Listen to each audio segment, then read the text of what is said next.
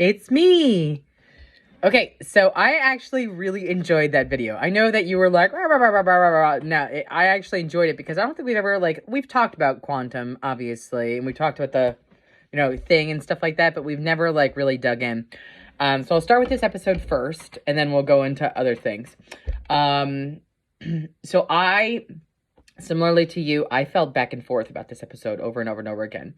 Did I squeal when they showed the little whatever and Scott Bakula's face up? Sure did. Did I squeal when they're like, look whose daughter it is, and then they show Al on the screen and they're like, you know what I mean? Like, I had feelings for that, but that's the optimism in me. There were a lot of nice little nods that they had to it. Like, I like that Ziggy's still around. Ziggy's still a thing. I liked that we're still leaping, that it's not going to be obviously a quick fix and stuff. So talking about the characters, we'll talk first about Ben. I feel like Ben himself played this episode safe. And again, pilot, we're on the same page. Like, it's a pilot, I got to give it some time and some thought and some care, and they need to dig in. There was a moment when it's in the beginning, and he's at the engagement party, and then he gets the text message, and all of a sudden, he gets this look on his face. Across the entire episode, I feel like that's the best acting he did. Like, not to say that he was just garbage with the whole thing, but there was a beautiful earnestness that Bakula had that I don't think Ben has captured yet. Obviously, he needs time, and again, we're growing over time. But Bakula, his Sam Beckett was this humble, brilliant, kind human, and I don't necessarily catch that vibe of Ben's song yet. When we made the discovery that, I don't remember his fiance's name either, I'm gonna call fiance. When we made the discovery that his fiance was supposed to be the one leaping and not him, I was kind of pissed. I was kind of like, this scumbag, Sam Beckett would never do that to, the woman he loves. Because at first, I liked the whole little, the law of entanglement thing. I thought that was cute. That was a cute little romantic thing. And then finding out that he leaped instead of her, that sucks.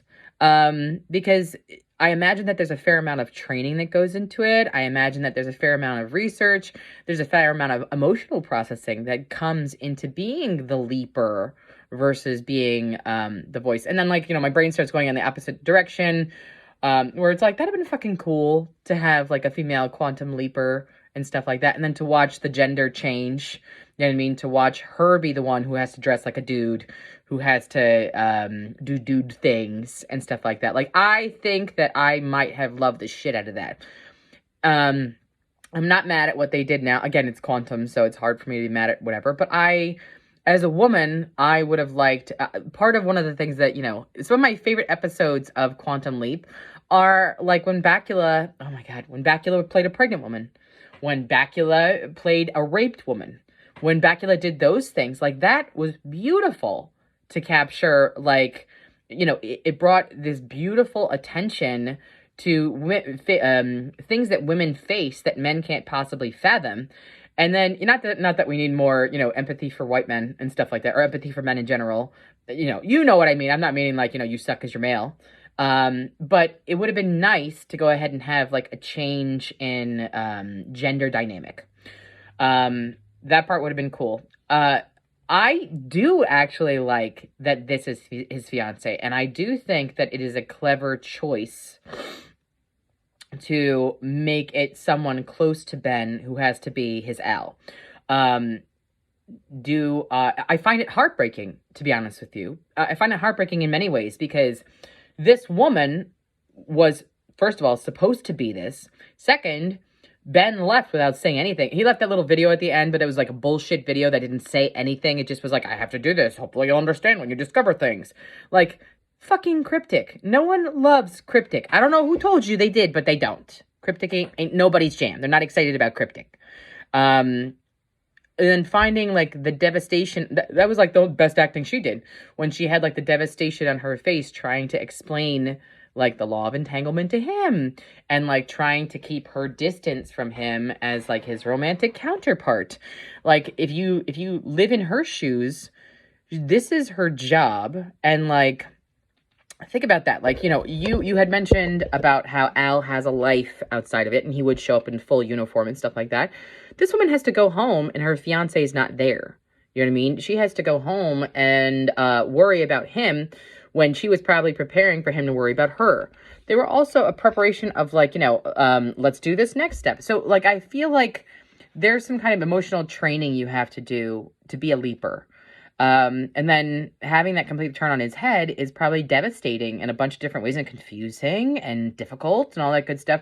So from her perspective, I had a lot of empathy because she got thrown into all of this and it was a wildly selfish decision. Now, granted, maybe she's doing it. And I actually think it's the same reason that you were saying. And like that, I like to think about the most heartbreaking scenario. And that's the one I like to stick with. So, like you said, Al on his deathbed was like, don't give up on Sam. You know what I mean? Like to his daughter. I imagine that that's what happened. You know what I mean? I imagine, if we're going to take this real super freaking dark real fast, I imagine that the reason why we haven't seen Bakula's daughter is because she's dying or something like that. And we have to get Sam back so he can be with her before she dies. So like, there's things like that I'm like, oh, are we going in that direction? Would it destroy me? Hell yes, it would, in a bunch of different ways. I got emotional. I got misty when we even like showed Al. You know what I mean? Like when they said that he died last year, I was like, he did die last year. You know what I mean? Like there's, I have such a soft spot for Dean Stockwell as it is, and obviously Bakula I will love for all of his life and beyond. But yeah, there was, that part was how I felt. Like I said, I had a lot of conflicting there. I absolutely agree with you in the concept of we did get more teen time, and I like more teen time. I feel like, okay, so we're going to talk about the team members in the background for Shiggles. Ernie Hudson, a gem, then, now, forever. He can do anything. He can just sit there and stand there and be Ernie Hudson, and I'll be like, this is fucking great. The Ian, I'm gonna call him Ian too, because I didn't look up his name, but Ian sounds right. Ian, I like the gender fluidity of Ian. That's more up to date. One of the things that Quantum Leap did well is that it did have a gender preference fluidity that was ahead of its time. It was totally like men and women and stuff like that, and like it could be anything. You know what I'm saying? Like it wasn't at least people back home back in that day were like that. I loved that. I thought that was great. I thought that was beautifully done. I like that. I like the gender fluidity of the Ian character, and I like that they're trying to already give him some dimensions. I'm hoping I'm using his pronouns correctly, but we'll cross that bridge when we get to it. I did not, however, really care about the head of security, who reminded me of like Miranda May from like Agents of S.H.I.E.L.D. I feel like she was channeling her too much. And I was like, I don't need Miranda May on here. I don't need the cavalry. I need you. You know what I mean? I don't care about the rest. I need that part. I think there was one other person, and I don't remember who it was right now. She obviously didn't mean too much to me. So, yeah, I liked the background for it. It is concerning that he, like, wrote all this code, because as we know, and being tech people, who knows what his code could have, talking about Ben, who knows what Ben's code could have done to Ziggy? You know what I mean? Like, and Ziggy doesn't necessarily tell you what the hell's going on. I would love if we had a Gushy callback, like, give me some Gushy's kids that he had with him and Tina. Donna? Nope. Gushy and Tina, I think, ended up together. Yep, I'm pretty sure it was Gushy and Tina ended up together. Because Al ended up with whatever her name was. I can't remember. But yeah, I would have liked to see like that story. Oh my God, there's so many things I want to talk about here. So I'm going to go long on this one too. So you're going to suck that up. Probably going to listen to it on your drive home and you'll be fine. So let's go back to Original Quantum for a minute. You asked me how I felt about the ending. So I love happy endings. Having said that, I do love an ending that fucks me up for days and years and months and decades. Like, the ending of Quantum Leap fucked me up forever. Because, any time that I think about Quantum Leap, I think that he's still out there. I still think that Sam is out there still. So, it's sweet and it's devastating at the same time, which is like my favorite combination of things. I love that part. I love that they had the little thing where Sam has, they had the little blurb that was like, I'm not going home, am I? You're talking to the new Ziggy, or the old Ziggy or whatever. I loved that because I forgot how much that one scene hurt badly. I did like the ending. When it first came out, I didn't fucking like the ending. I thought I was like disavowing the fucking show after that. I don't know if you ever watched it. There's a show called Lucifer, which I loved. It was one of my other shows that I watch on repeat on a regular basis. It's a lot of episodes. It's light for the most part. It's funny. It's got all kinds of stuff. But it has an ending that's similar. So does Supernatural, actually, now that I think about it. Lucifer has a similar ending, and Supernatural had a similar ending to, this. Where, with Supernatural, I hope that you saw the end of Supernatural. But with Supernatural, the ending is that Dean dies, and then Sam has to take the long way around to see him again. And, in my head, I'm going to try to get emotional while I say it. In my head, the concept of how long is life? You know what I mean? How long does life feel before you get to see your brother again? So that part bothered me. But then this is similar, the same thing with Lucifer, how long is life? And how long is, how much time passes? Anyway, so thinking about, I also agree with you. I don't, this is stupid for the government to go ahead and be like, yeah, we're going to stop funding that. You have a complete, this person, I can't think of a point in time where Sam was ever like, nah, I don't need you, Al, I got this. You know what I mean? He never didn't need Al for something. Never, never, never, never, never. He always needed Al to, tell him the mission. Because every episode was formulaic in that, he was like, I think I'm here to do that. And Al was like, no, you're not here to do that. You're here to do this other thing. And then that you didn't even think of. I also agreed with you in the capacity of, so in Doctor Who, you know what I mean? We had, I can't think of many episodes, but I can think of the Doctor who, walked out of the TARDIS, died from getting shot, and then we regenerate. It would have been nice if he was like, hey, help this little lady across the street, and voila, you're leaping again. And it would be nice to see short things like that, and it would be cool to have, you might even get 2 of those in one, which would be cool. You need someone, you know what I mean? He always needs someone to go ahead and find him. And I struggle to buy that they can't keep locating him in some way, shape, or form. They've got to, how do they locate him to begin with? Shit worked for how many seasons? 4 seasons, 5 seasons? You know what I mean? Technology only gets better over time. It doesn't degrade. So, you should still be able to do this. And don't tell me that there's not humans. You know what I mean? We think about the Tower of London and how shit like that gets passed down in order to freaking guard the crown jewels. Don't fucking tell me we can't watch the space-time travel dude and, check in on him and shit like that. There is no shortage of people with science degrees who are interested in time travel. You know what I mean?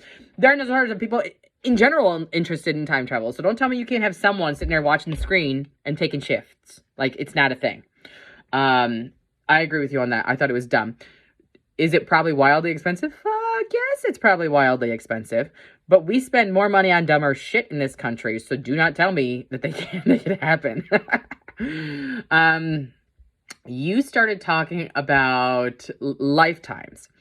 So here's the thing. Because Sam is still out there, it's still Sam's lifetime. So when we're talking about lifetime, are we talking about, so right now, Sam, let's pretend, right now Sam is still alive. It's still his lifetime. So are we passing, is now, could he now leap to September 11th if he wanted to? I think he could, because he's still alive. Just because he wasn't physically, he wasn't there at September 11th doesn't mean he didn't live, the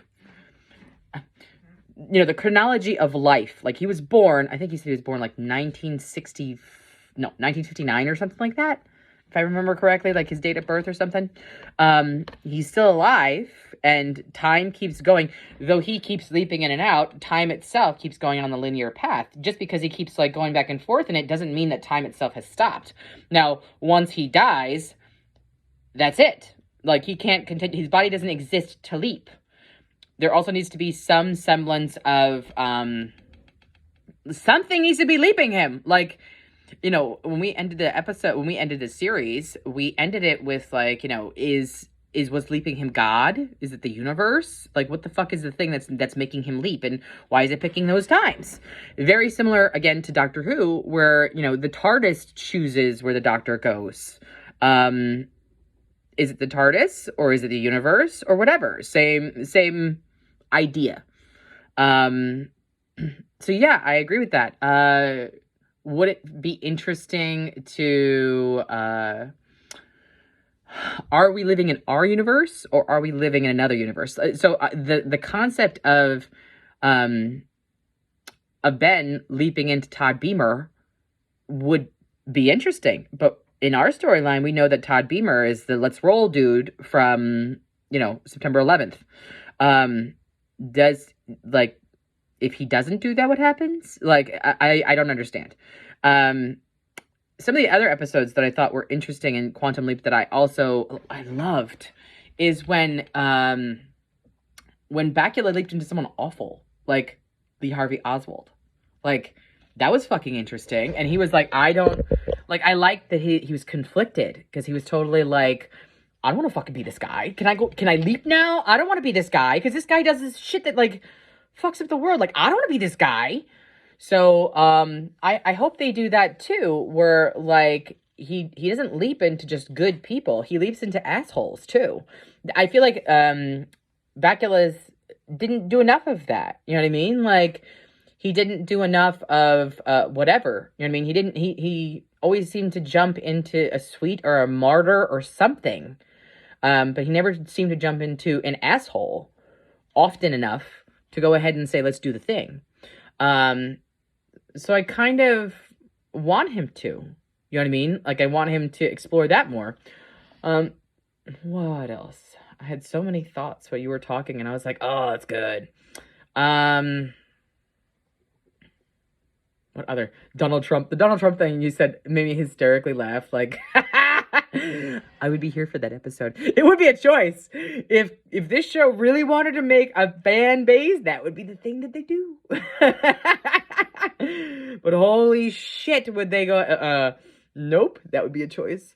So back to this show.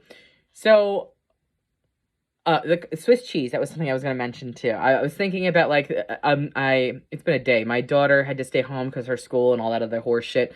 So, like, I was driving a bunch today trying to handle things. And, like, I was watching your thing while I was, not watching, but, you know, I was listening to it while I was driving. And I kept zeroing in on things I want to talk about. Swiss cheese. So, one of the things that, the show constantly talked about is Swiss cheese. I feel like I remember from Quantum that, you know, they mention Swiss cheese every, like, 5 episodes, it feels like. His Swiss cheese brain or something like that. There are certain things for him that are muscle memory, obviously, for Bakula, and the same thing for Song. And there are certain things that are not. So Ben Song having the Swiss cheese brain, not knowing where he came from and what he did and stuff like that, and then all of a sudden being like, I want to speak Armenian or whatever. That is fucking Amazon here making a lot of noise. Oh, shooby. I'm gonna finish this in a minute. All right, talk to you in a bit. Bye.